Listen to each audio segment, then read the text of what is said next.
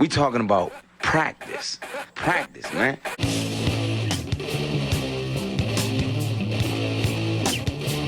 All right now.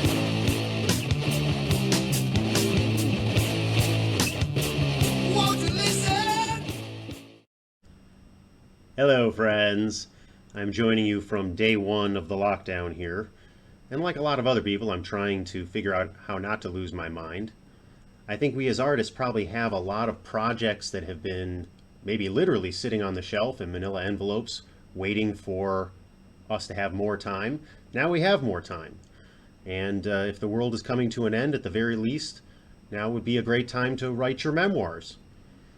I always imagined writing mine in slightly more romantic circumstances, perhaps in prison exile on an island like Elba, instead of alone in a one-bedroom apartment in Culver City, surrounded by boxes of Ritz crackers and ammo.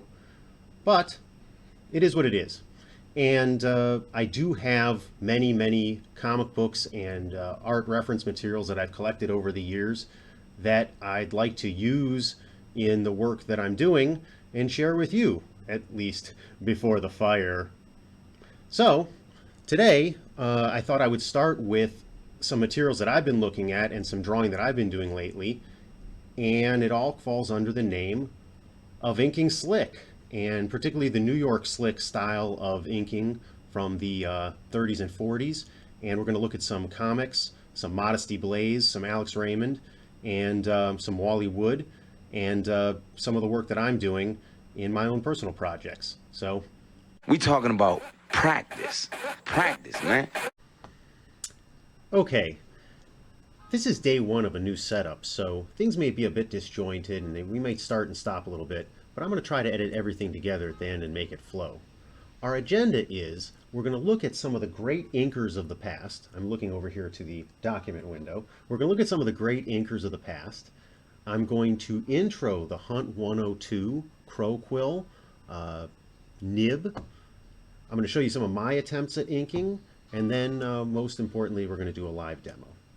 Let's start off with one of the great inkers of the classic golden age of newspaper comics, Alex Raymond. He drew Jungle Jim in the 1930s, 1934, I believe.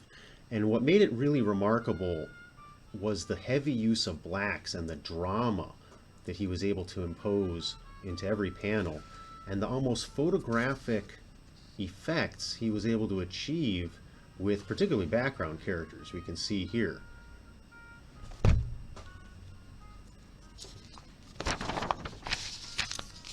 Here's another great example. The way that nature is rendered in a way seemingly so simple, but with almost photorealistic effect. And a lot of it has to do with the heavy shadows. This is a great example of Wally Wood's maxim, when in doubt, black it out. And leaving a little bit to the viewer's imagination certainly works to his favor in these panels, particularly in the faces over here.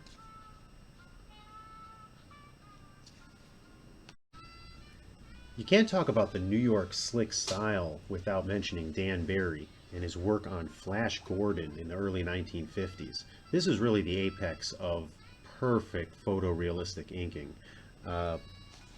It really could occupy its own video, and a lot of the panels are so beautiful that you could study them for an entire video, particularly in this Flash Gordon strip. There's so much interesting background detail, and it's contrasted with beautiful portrait and character work that there's a lot here to study.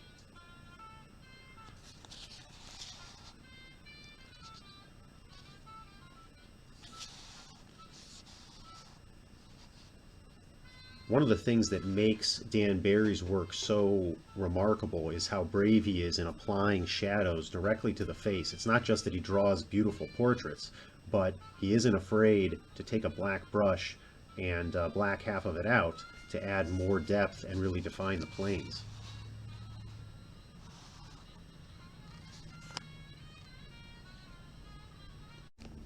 Around the same time as the success of Flash Gordon, we had Skymasters, a short-lived collaboration between the great Jack Kirby and Wally Wood here in the late 50s.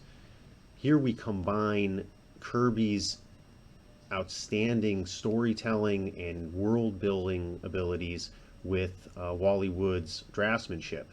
And in this particular panel, you can see really the ink work and all the different techniques shown off, and how strongly the blacks applied to the face, particularly in that foreground character, make it really, really pop. This is the Skymasters masthead. Wood was not opposed to using every technique he could to create the best work and also save himself work. And that includes tracing, photographic reproduction. You can see, particularly with these moon craters, how a little bit of photo tracing really makes the rest of the work pop. And finally, here on this strip, you can see what an average Skymasters daily strip looked like. The heavy core shadows on the face of that last panel give it drama. And whereas Kirby's work was known for core shadows all over, they were very stylized. Whereas Wally Wood's inking more closely ties them to the facial anatomy and more closely models the anatomy. And I think it looks a little bit better. Okay. For my money, the most entertaining and most interesting example of this style of comic book making is Modesty Blaise, the mid-60s, capitalizing on the success of James Bond. It was a femme fatale, and her trusty helper, who was modeled on the actor Michael Caine. And the artwork is done by Jim Holdaway, who died very suddenly, and so Modesty Blaise ended up having other artists take over the strip after a few years. But the very early work with Jim Holdaway is really my favorite, and as we're going to see, it really seems to only be reproducible using a Hunt nib. The way in which the very, very fine lines in the background are combined with the character work and the strong silhouette work and a lot of black kind of ninja costumes, it makes Modesty Blaise very, very powerful, very, very characteristic work. You can always tell Jim Holdaway's work at a glance, even from the other artists who drew it. And I think in this age of Instagram art, I think that this type of work is very powerful and would go over very well, on a phone. And so some of the examples that I'm going to show you a little bit later are going to be based on trying to emulate Holdaway's ink work here on Modesty Blaise.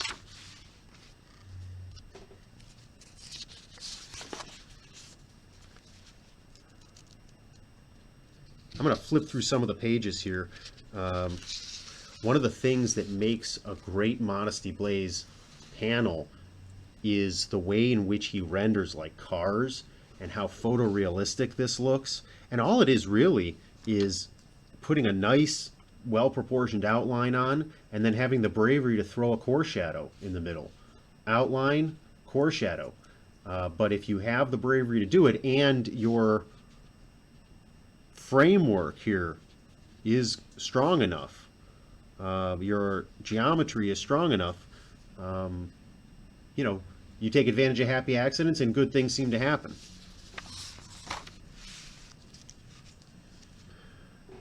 Holdaway's work is so strong. The compositions are so strong. One of the things that you realize really quickly in trying to copy some of these panels is that there's a lot of different aspects going on, and trying to get your copy to look this good is really, really difficult. Even getting the proportions right can be very, very difficult. He was a master of characters and also of very, very sensitive line work. You can see particularly here on Modesty's hands the economy of line and how little is wasted to make it look really, really beautiful and perfect. And here on the car again, how seemingly a few blotches here and a few strokes there give it a photorealistic look. And you combine that with the face work, not too many core shadows on the face here, but the heavy blacks in the background panels seem to carry the day.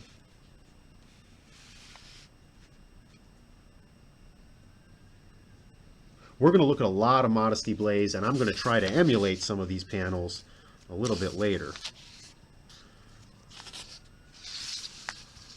Here's an example with some shadow work on the face. The line weight variation is there's so much contrast that it's exciting and beautiful, and it's all done without any grays, just very close textures here in the background. I would say the keys are contrast, texture, pattern, and that's why he doesn't need grays. It can all be done in black and white because there's so much contrast. Here the contrast between white and black.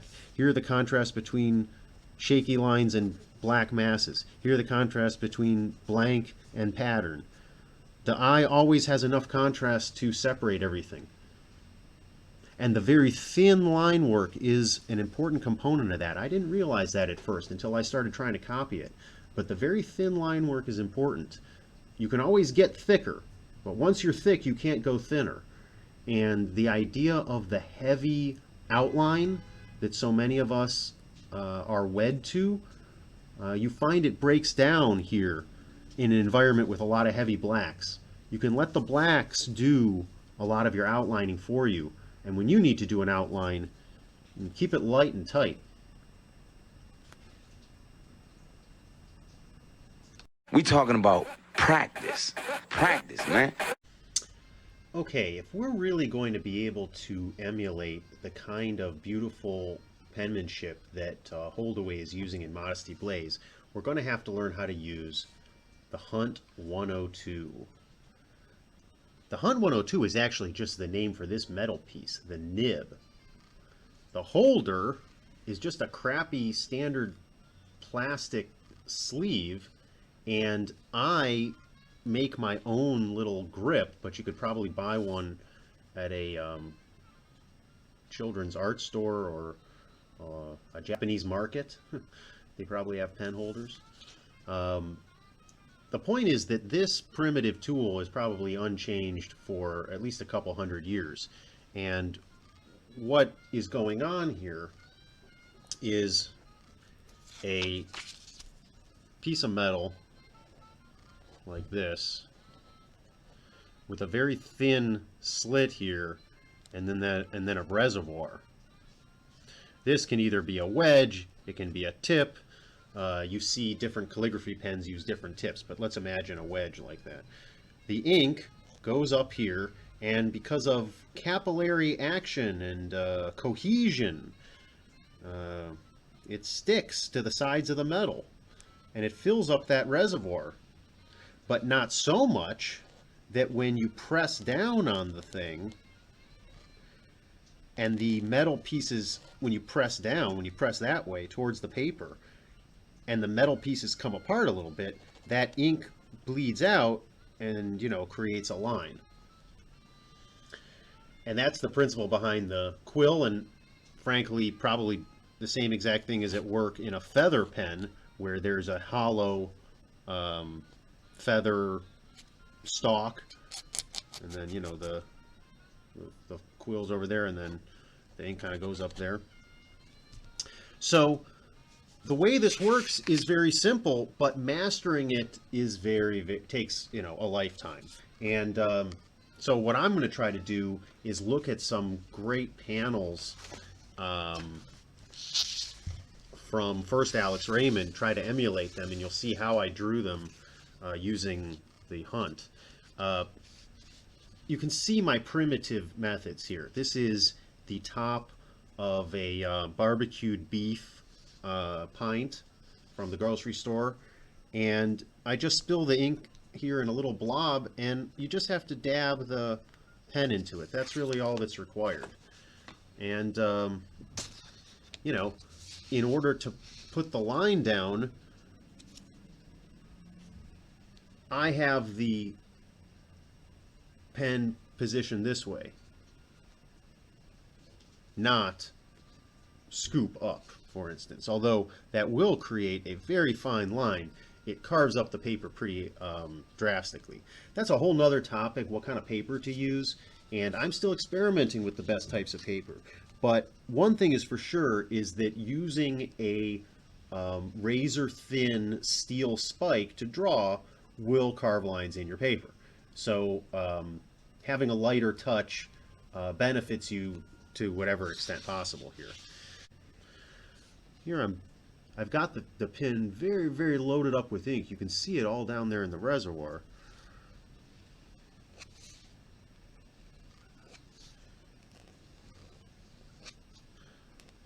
By putting a heavy holder on there, I'm able to put a lot of leverage on the pen. The thinner you go, the harder it is, even if you have small hands. It's better to have a little bit of meat here so that you can bear down on it and, like I said, use some physics instead of having every single microfine movement of your wrist and finger be translated into a movement of the pen. One of the things about the quill is that you can create very, very, very fine lines. And in trying to emulate this drawing here, I was able to do pretty well on the hands. And some of the finer line work, I tried to change the costume a little bit. He's wearing a tuxedo here with a fruity carnation and a bow tie, which I would never wear. But you see that I am able here to get these very fine lines like Holdaway does, and if you place them just right, you can create the illusion of smoke, even without a halftone, which would be the way that most of us would think, oh, use a halftone there. Use a little gray to indicate the smoke. Part of the beauty of the New York slick school and these heavy blacks is the discipline. Great panel from this Alex Raymond Jungle Gym, worth trying to copy. It's a romance panel, it's got atmosphere, and it's got a couple different things going on here in the background. I don't know how he did this, but it might have been by running a piece of chalk or crayon over a textured surface, you know, with the textured surface underneath the paper.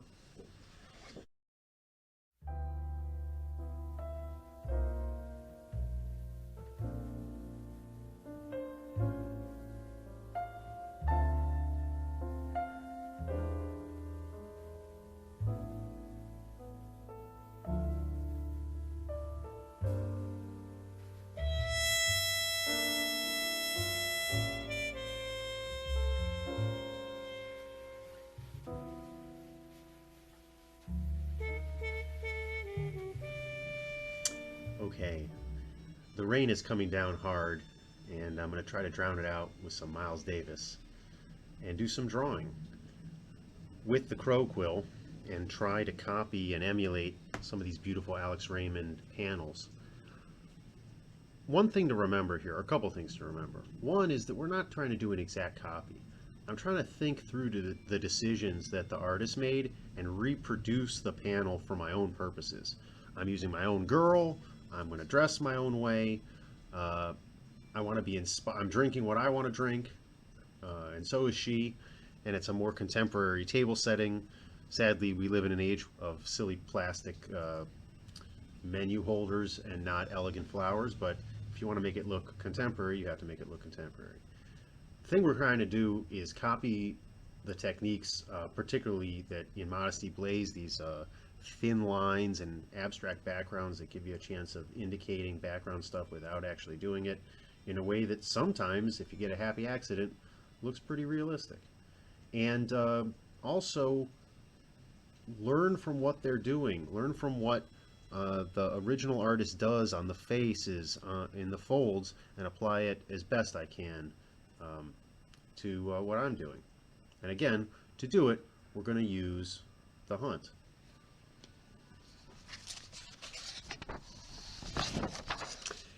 If you're going to be a convincing or compelling artist telling adult stories, you do have to be able to draw men and women sitting and talking in an interesting way, with some drama, with an interesting pose. And that's what I'm going to try to do here is copy this in my own way.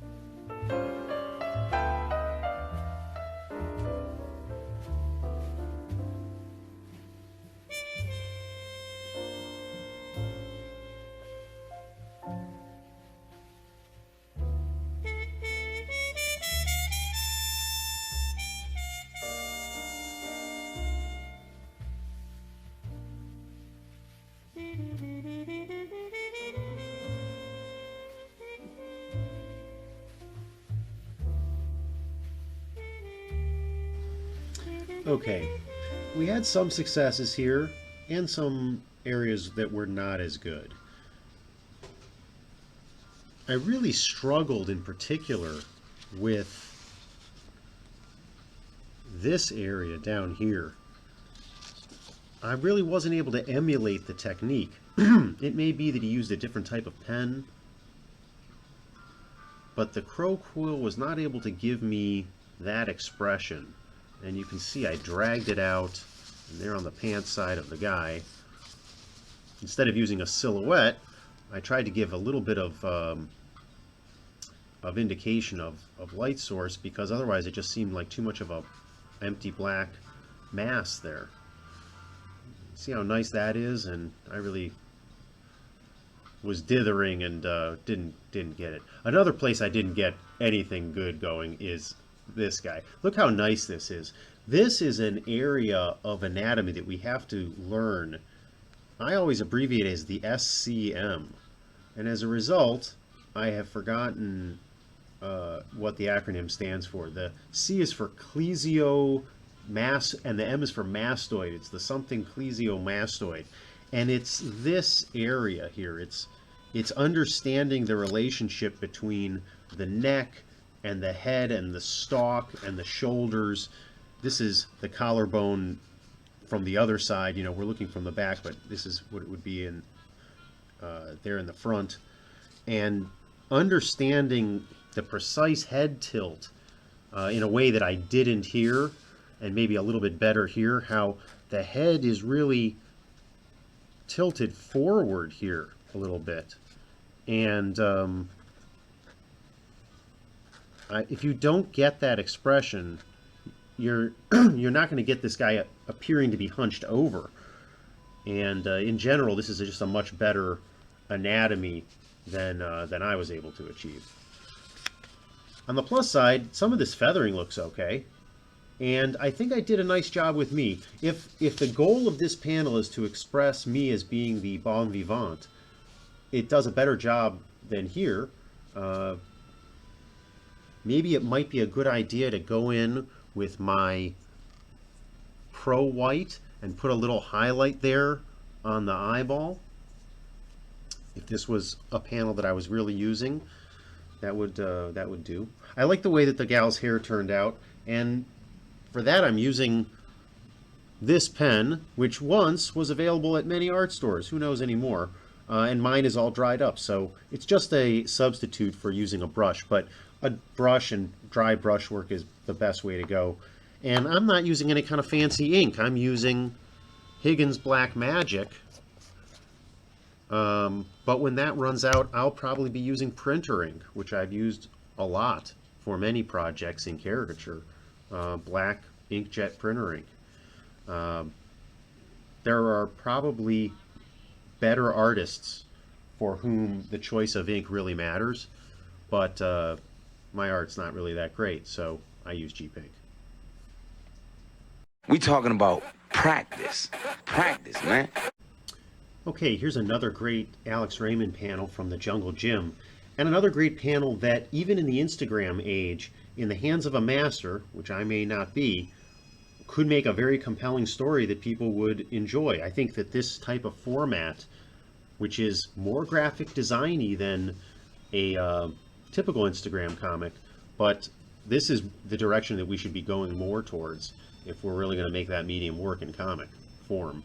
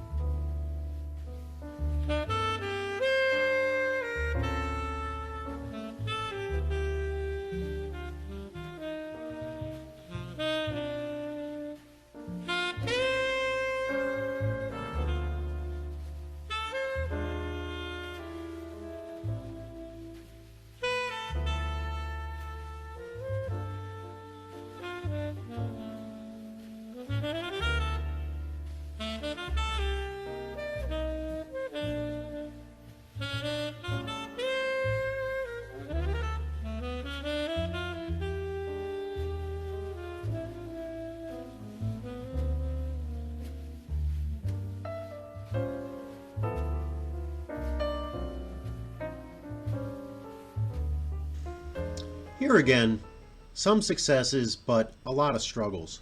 One thing I've discovered is that you cannot really scrub back and forth with this thing. You have to make one definitive stroke in one area and then lift it up before you go back. Otherwise, you shred the paper. I struggled articulating the woman's breast. I wanted to try to turn her a little bit more towards me. That's probably not a good idea.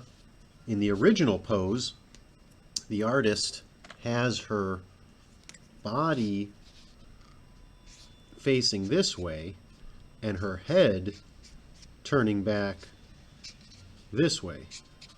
So it creates what I believe is called a contrapposto. I don't do that. I have them more separated.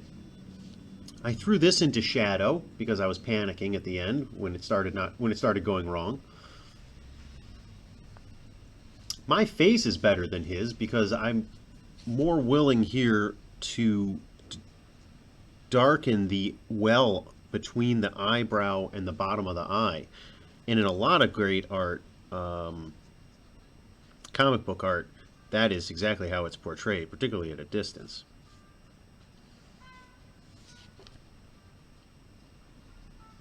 One thing I did find was that by just taking a ugly big Staples black permanent marker and a basic I guess they're both ugly black, but one kind of a bullet nose and one more of a chisel tip, I was able to do some indication here without putting too much thought into really defining it. And I think that's probably what he did too. This is taking place on a ship. Mine is maybe more of a stone embankment of a building. One thing that did work well, this little area here of the forearm, I was able to do the same thing. You got to take your small victories where you can get them. One of the nice things about the Crow Quill pen is that you're able to take an area and throw it into shadow by putting some strokes over it so light. And he does that, and I'm kind of doing that there, and that seems to work all right. All right, let's do a couple more. We talking about practice. Practice, man. Finally, I think we're ready to tackle some Modesty Blaise. This panel is a masterwork in all of the different techniques that I've been practicing. You have the parallel horizontal lines, you have these contrasts and textures, you have this beautiful sensitive line work on the woman's face, a beautiful portrait and anatomy and proportions, and it's literally like a photograph. If it suffers, it's because you may not notice there's a dude down here. When you have so much going on all in black and white, you maybe lose a little bit. He puts so much detail in, it may work against him in this particular panel, but there is really a lot going on here that's worth copying. And even the contrast here, notice her white skin and then the contrast here of this texture, and how much that's able to achieve without throwing in a lot of shadows. In a lot of these examples, texture is able to take the place of shadows, whereas when you would look at a comic from the 50s or 60s, you would see a lot of slashing shadow marks on the clothing and not a lot of pattern texture. Here the hair is wispy. I think we agree we can only do this with the Crow Quill. It's going to be a challenge. Let's see how it goes.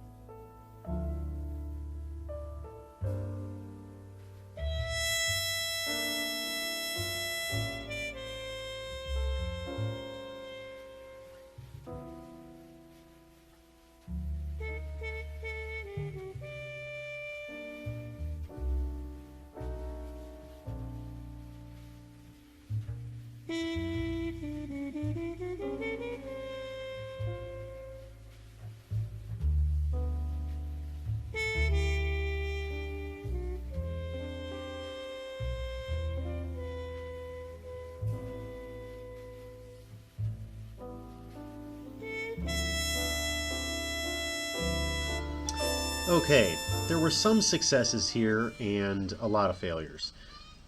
I was not nearly as good as Holdaway on the hair.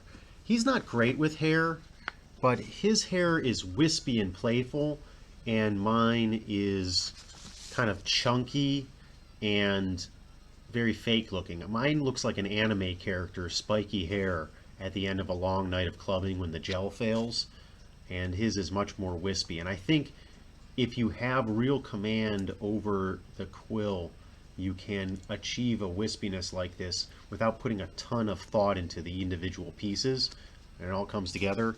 But it definitely didn't for me. On the flip side, his blouse is a nice texture, and mine looks good too. Mine almost looks like Japanese lettering. I wasn't able to do as much background work. Again, his is maybe too much because you can't see the man. And getting really neat inside those little squares is tough. His is even better perspective, but not great perspective. That's not correct perspective. He includes the bed. I shortchanged the bed, changed the lamp a little bit. I tried to do something a little bit more dramatic here, which seemed to make sense. If you're able to adjust a shadow a little bit, you can indicate a pillow. I'm not using rulers. My perspective is all off. This lampshade is terrible. But I did a credible job on this piece, the book, and the table. Might have been better to use the vertical strokes like he did on the table instead of what I did. A couple stippled nuggets there on the floor indicates depth. Mine is not great. The hand is good, the expression is okay, and this little line came from trying to erase the pencil and make it a little bit more clear. You got to be careful and let the ink work dry. Okay, we're going to wrap up here. What have we learned? We looked at some great inkers from the New York Slick School of the 30s, 40s, and 50s. We learned how to use the Hunt 102 nib, and we experimented with copying some great panels and some of the different techniques that the great artists use. Thank you for tuning in and sticking with me. I hope to do more videos here while we're all in lockdown. I feel like this is the time to do my own personal projects and put my work and what knowledge I have out there for everybody else who's at home. You can learn more about me at scottgrossworks on Instagram and my website scottgross.works. And happy drawing!